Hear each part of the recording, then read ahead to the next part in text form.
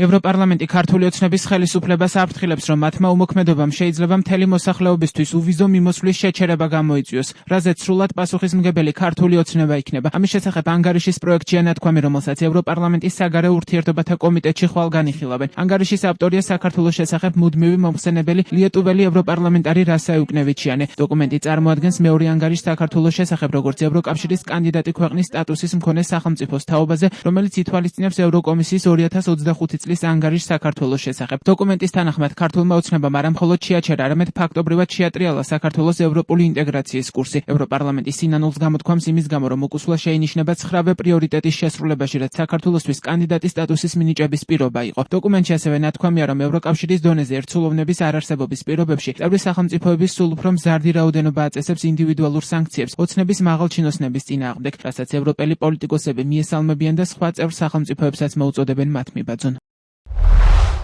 ევროპარლამენტი ხაზს უსვამს, რომ ევროკავშირისა და მისი წევრი ქვეყნების მიერ დაწესებული მიზნობრივი პერსონალური სანქციები ბიძინა ივანიშვილის ქართული ოცნების ძირითადი ლიდერების, მოსამართლეების, პროკურორებისა და სხვა ოფიციალური პირების წინააღმდეგ, რომლებიც პასუხისმგებელნი არიან საქართველოში დემოკრატიულ უკუსვლაზე, საარჩევნო თაღლითობაზე, ადამიანის უფლებების დარღვევასა და პოლიტიკური ოპონენტებისა და აქტივისტების დევნაზე, წარმოადგენს დაუსჯელობის წინააღმდეგ ბრძოლის მნიშვნელოვან ინსტრუმენტს. მიესალმება იმ ფაქტს, რომ ევროკავშირის დონეზე ერთსულოვნების არარსებობის პირობებში წევრი ქვეყნების მზარდმა რაოდენობამ შემოიღო ინდივიდუალური სანქციები საქართველოს ოფიციალური პირების წინააღმდეგ. მოუწოდებს სხვა წევრ ქვეყნებს მიხვდნენ ამ მაგალითს. ევროპარლამენტი წუხს იმის გამო, რომ უნგრეთისა და სლოვაკეთის წინააღმდეგობის გამო ვერ მოხერხდა ევროკავშირის მასშტაბით სავიზო აკრძალვების დაწესება იმ ქართველი ჩინოვნიკებისთვის, რომლებიც პასუხისმგებელნი არიან დემოკრატიულ უკუსვლასა და რეპრესიებზე. აფრთხილებს, რომ საქართველოს ხელისუფლების მხრიდან უმოქმედობის გაგრძელებამ შესაძლოა გამოიწვიოს უვიზო მიმოსვლის შეჩერება მთელი მოსახლეობისთვის, რაზეც სრული პასუხისმგებლობა ქართულ ოცნებას დაეკისრება.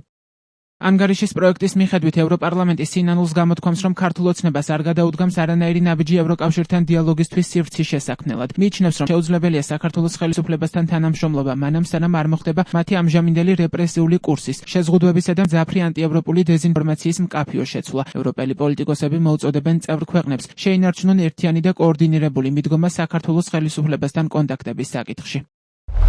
ევროპარლამენტი გმობს სულ უფრო შემზღუდველი კანონმდებლობის მიღებას, რომლის მიზანია ფაქტობრივად შეუძლებელი გახადოს სამოქალაქო საზოგადოებისა და მედიისთვის საერთაშორისო ფინანსური მხარდაჭერის მიღება. ხაზს უსვამს 2026 წლის 28 იანვარს დაანონსებულ უახლეს ცვლილებებს გრანტების შესახებ კანონში, რომელიც მნიშვნელოვნად აფართოებს გრანტის ცნებას და საზღვარგარეთიდან გრანტების ან დაფინანსების მიღებას მთავრობის წინასწარი ნებართვის გარეშე სისხლის სამართლის დანაშაულად აქცევს, რაც ისჯება 6 წლამდე თავისუფლების აღკვეთით. შეშფოთებულია იმით, რომ ქართულმა ოცნებამ უკვე მიიღო მთელი რიგი საკანონმდებლო აქტები, რომლებიც ისახავს სამოქალაქო საზოგადოებისა და დამოუკიდებელი მედიის ჩახშობას. კიდევ ერთხელ გამოდის მოწოდებით დაუყოვნებლივ გათავისუფლდნენ პოლიტპატიმრები და სხვა უკანონოდ დაკავებული პირები. აფრთხილებს, რომ საქართველოს მთავრობის მცდელობები საქართველოს აქტიური სამოქალაქო საზოგადოება გარდაქმნას მთავრობასთან აფილირებული ორგანიზაციების მკაცრად კონტროლირებად გარემოდ წარმოადგენს მორიგ ნაბიჯს ავტორიტარულ რეჟიმად ჩამოყალიბებისკენ. მოუწოდებს საქართველოს ხელისუფლებას გააუქმოს ეს საკანონმდებლო აქტები, როგორც ხელშესახები ნაბიჯი ევროკავშირის გზაზე დასაბრუნებლად.